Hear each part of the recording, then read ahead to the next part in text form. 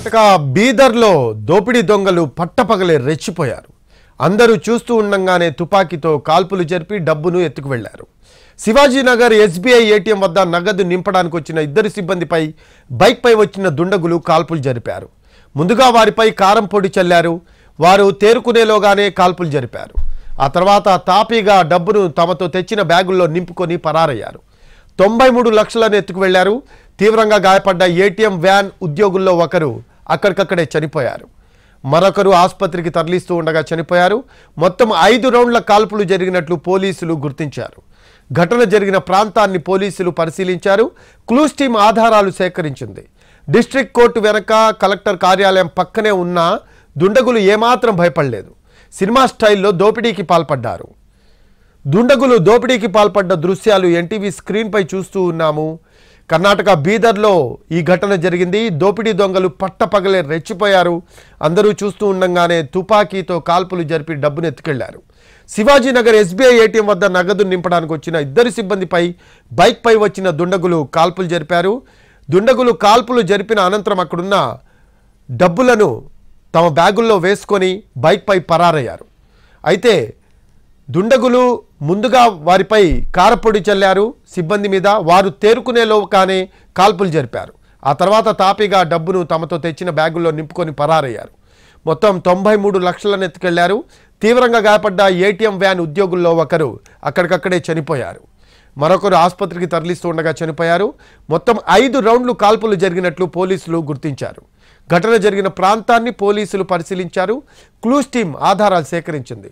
District court వెనక collector కార్యాలయం పక్కనే ఉన్న దుండగులు ఏమాత్రం భయపడలేదు. సినిమా స్టైల్లో దోపిడీకి పాల్పడ్డారు. కర్ణాటక బీదర్లో దోపిడీ దొంగలు పట్టపగలే రెచ్చిపోయారు. అందరూ చూస్తూ ఉండగానే తుపాకీతో కాల్పులు జరిపి డబ్బును ఎత్తుకు వెళ్లారు. శివాజీనగర్ ఎస్బీఐ ఏటీఎం వద్ద నగదు నింపడానికి వచ్చిన ఇద్దరు సిబ్బందిపై బైక్పై వచ్చిన దుండగులు కాల్పులు జరిపారు. ముందుగా వారిపై కారపొడి చల్లారు. వారు తేరుకునేలోగానే కాల్పులు జరిపారు దుండగులు. ఆ తర్వాత తాపీగా డబ్బును తమతో తెచ్చిన బ్యాగుల్లో నింపుకొని పరారయ్యారు. 93 లక్షలను ఎత్తుకు వెళ్లారు. తీవ్రంగా గాయపడ్డ ఏటీఎం వ్యాన్ ఉద్యోగుల్లో ఒకరు అక్కడికక్కడే చనిపోయారు. దానికి సంబంధించిన దృశ్యాలు చూస్తూ ఉన్నాము. మరొకరు ఆసుపత్రికి తరలిస్తూ ఉండగా చనిపోయారు. మొత్తం 5 రౌండ్ల కాల్పులు జరిగినట్లు పోలీసులు గుర్తించారు. ఘటన జరిగిన ప్రాంతాన్ని పోలీసులు పరిశీలించారు. క్లూస్ టీం ఆధారాలు సేకరించింది. డిస్ట్రిక్ట్ కోర్టు వెనక కలెక్టర్ కార్యాలయం పక్కనే ఉన్న దుండగులు ఏమాత్రం భయపడలేదు. సినిమా స్టైల్లో దోపిడీకి పాల్పడ్డారు. దోపిడీకి పాల్పడుతున్న సమయంలో బైక్పై డబ్బును తరలించే సమయంలో దుండగులు కొంతమంది వీడియో రికార్డ్ చేశారు. ఆ వీడియో ఎన్టీవీ స్క్రీన్పై చూస్తూ ఉన్నాము. అలాగే దుండగుడు కాల్పులు జరిపాడు. అక్కడ సిబ్బందిలో ఒకరు అక్కడికక్కడే మృతి చెందిన పరిస్థితి. మరొకరు హాస్పిటల్కు తరలిస్తూ ఉండగా మార్గం మధ్యలో చనిపోయారు.